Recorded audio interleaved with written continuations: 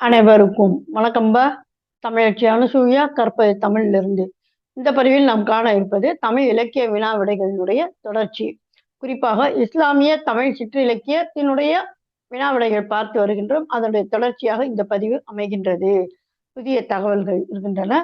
வீடியோவை முழுமையாக பாருங்கள். நன்றி. வாங்க வீடியோக்குள்ள போகலாம்.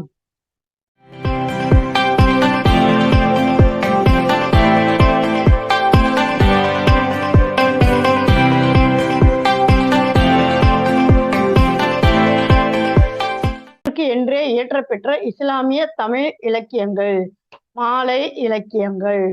உதாரணமா பாத்தீங்கன்னா ரசூல் மாலை அப்படிங்கிற பாத்தீங்கன்னாக்கும் விழாவிற்கென்றே இயற்றப்பெற்ற சிற்றிலக்கியம் இது. இந்த ரசூல் மாலை எப்போது படிக்க பெறுகிறது? கந்தூரி விழாவில் படிக்க பெறுகிறது. அந்த ரசூல்ன்ற எழுத்து பார்த்துக்கோங்க, எந்த எழுத்து என்று. சரிங்களா? வல்லினர. அடுத்ததாக கந்தூரி விழான்னா என்ன? நபிகள் நாயகம் பிறந்த மாதம் ரபி உல், அதாவது 3வது இஸ்லாமிய மாதம். அவரது பெயரு சிறிய விழாவாக அனைத்து இஸ்லாமியர் வீடுகளில் கொண்டாடப்படும். அதாவது அவரது பிறந்த நாளை கொண்டாடுவார்கள். அந்த நாள் தான் கந்தூரி விழா. சரிங்களா? அடுத்து ரசூல் மாலை, அதாவது நபியுல்லா மாலை படிப்பது குறித்து. அப்படின்னா என்ன? கந்தூரி விழாவில் நபியினுடைய வாழ்க்கை வரலாற்றை கூறுகின்ற கஹீதத்துல் புருதா அப்படிங்கிற ஒரு அரபு நூல் படித்தல் தான் இயல்பான மரபு. ஆனா அது சற்று கடினமாக இருப்பதால் ரசூல் மாலை படிக்கப்படுகிறது. ஆக மொத்தம் அவருடைய பிறந்த நாள் என்று இந்த மாதிரியாக ஒரு புனித நூல், அதாவது ஒரு சிற்றிலக்கிய நூல் படிக்கப்படுதல் இயல்பு, அத மரபு. இஸ்லாமிய தமிழ் சிற்றிலக்கியங்கள் சில. ஒசியத்து மாலை, ஒருவன் இறக்கும் தருவாயில் தனது உறவினர்களுக்கு இறுதியாக கூறுவன. சக்கராத்து, ஒருவரின் இறப்பு தருணம். மலக்கு, வானவர்கள், அதாவது அவங்க தான் நினைச்சுவாங்க, வந்து கூறுவார்கள், இவர் எங்க நேரடியாக சொர்க்கத்திற்கா அல்லது துன்பம் அடைகின்ற அந்த அடுத்த நிலைக்கா என்பதை பற்றி இவர்கள் தான் எடுத்து கூறுவார்கள். கபர், இறந்தவர்களை அடக்கம் செய்வதற்காக தோண்டப்படுகின்ற குழி.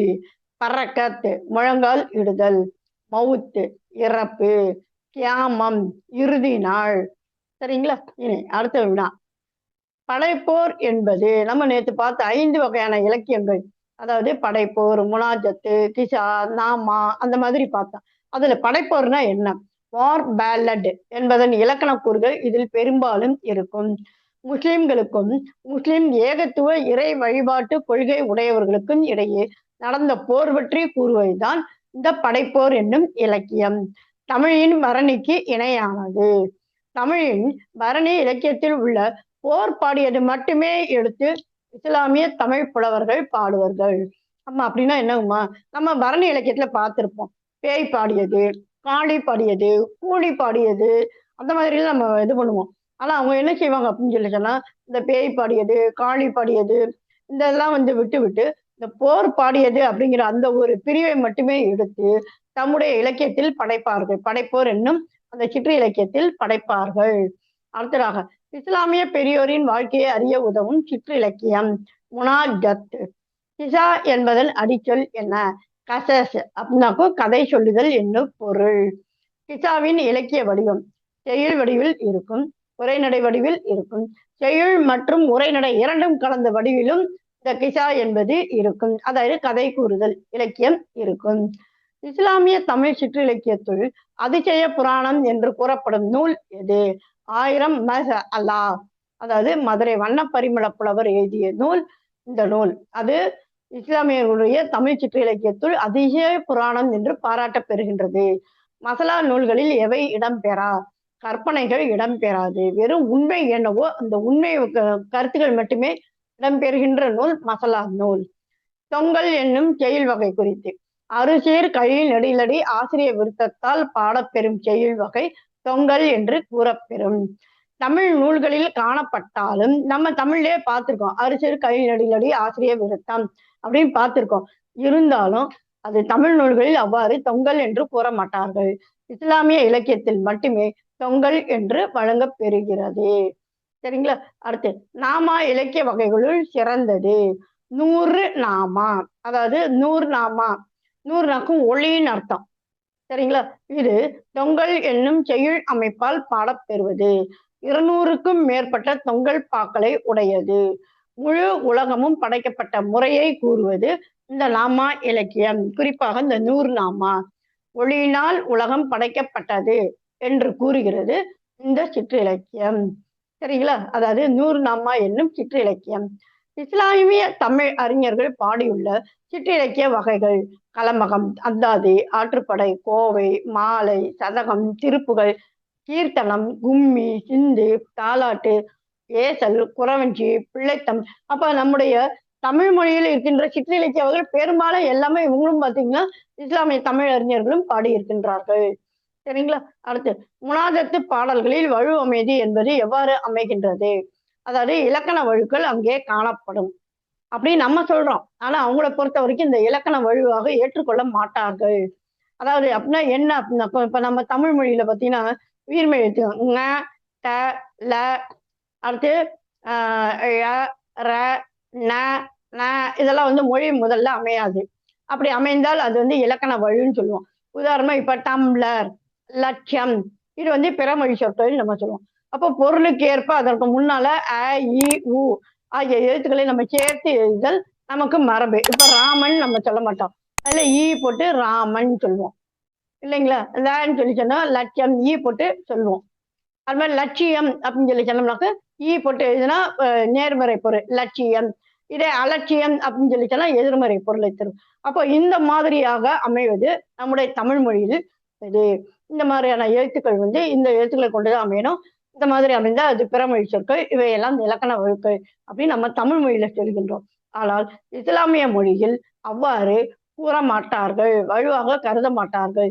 இவற்றை மொழி முதலில் அமைத்து பாடுவர். சரிங்களா? அதான் நம்ம வந்து இதுக்கு முன்னால ஒரு வினா பார்த்தோம், ரசூல் மாலை. எப்ப ரா பார்த்தீங்கன்னா இப்படி வந்திருக்கும் பாருங்க, முதல் எழுத்து இந்த மாதிரி வந்திருக்கும், அதுதான். அடுத்து, அரபு அரிச்சுவடியில் உள்ள எழுத்துக்கள் 29 எழுத்துக்கள் இருக்கின்றன.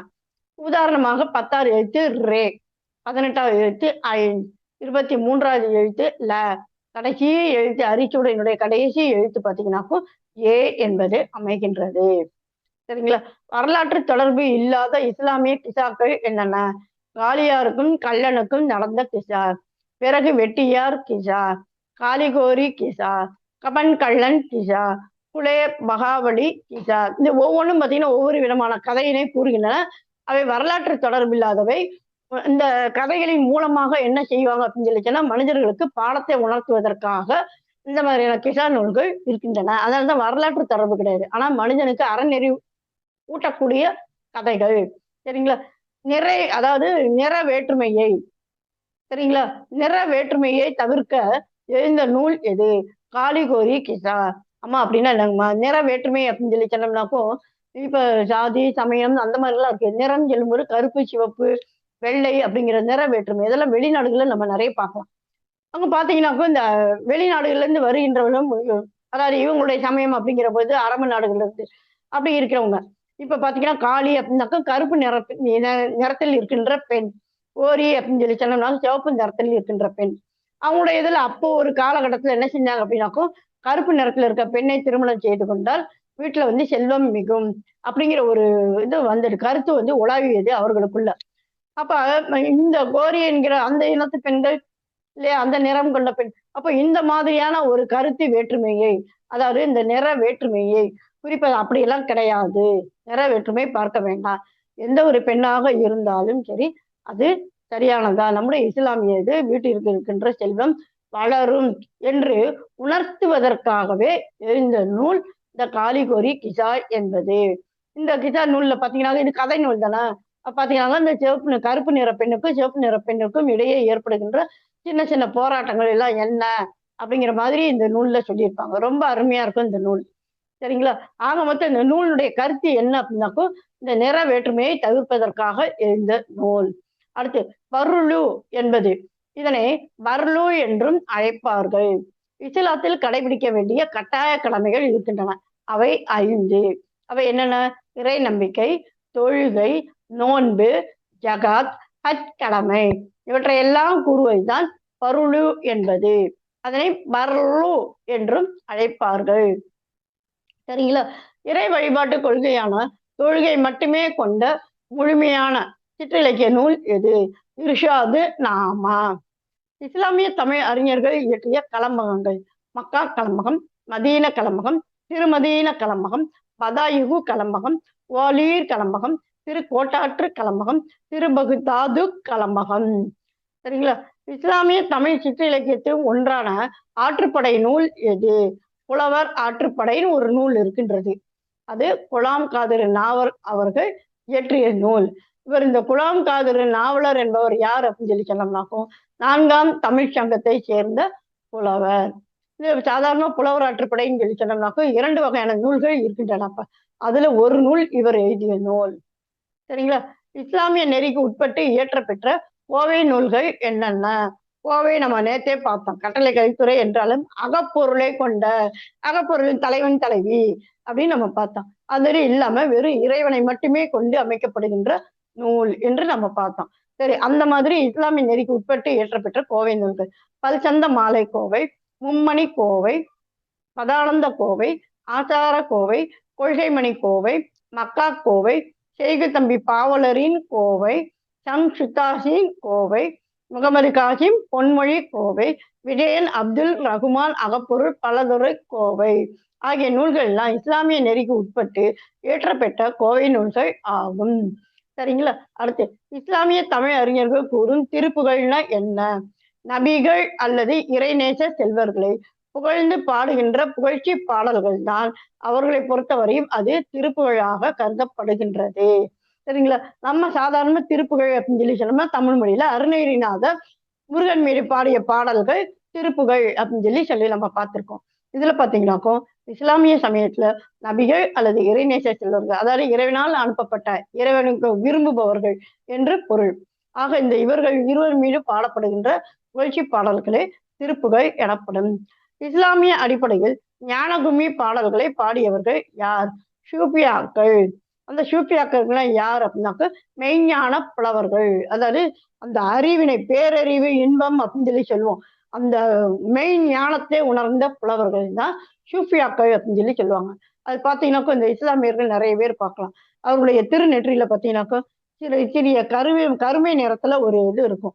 அவங்கெல்லாம் பார்த்தீங்கன்னா சூஃபியாக்கள். இப்ப நம்ம இதுல பார்த்தீங்கன்னாக்கா பெரிய ஒரு சிறந்த ஒரு எல்லாம் அறிந்த ஒரு இதை வந்து நம்ம மெய்ஞான புலவர்னு சொல்லுவோம். உதாரணம் தமிழ்ல வந்து சித்தர்கள்னு சொல்லி சொல்லுவோம். அவர்களுக்கு எல்லாம் தெரியும், உணர்ந்தவர்கள், முற்றும் உணர்ந்தவர்கள். அந்த மாதிரியானவர்கள் இந்த சூஃபியாக்கள், முற்றும் உணர்ந்தவர்கள். சரிங்களா? ஆக நம்ம வந்து இஸ்லாமியத்தினுடைய தமிழ் சிற்றிலக்கிய வினாவிடைகள் நம்ம பார்த்தோம்பா. அதே சமயத்துல இந்த பதிவு இடப்பட்ட நோக்கம் வந்து நம்ம எல்லா சிற்றிலக்கிய வகையும் நம்ம அறிகின்றோம். அப்படி பார்க்கும்போது தமிழ் மொழியில் இருக்கின்ற சிற்றிலக்கிய வகை மட்டும் கிடையாது, இஸ்லாமியத்திலும் இந்த மாதிரியான சிற்றிலக்கியங்கள் இருக்கின்றன. அவற்றுடைய தன்மைகள் இவ்வாறு, அவற்றில் இருக்கின்ற முக்கியமான கருத்துக்கள் இவை என்பதை உணர்த்துவதற்காகத்தான் இந்த பதிவுகள் இடப்பட்டன. சரிங்களா? உங்களுடைய கருத்துக்களை கருத்து பெட்டியில் கொடுங்கள். இதனோடு தொடர்புடைய வீடியோக்களின் லிங்கை இணைக்கின்றேன். அவற்றை இணைத்து படியுங்கள். மீண்டும் ஒரு புதிய பதிவில் சந்திப்போம். நன்றி, வணக்கம்.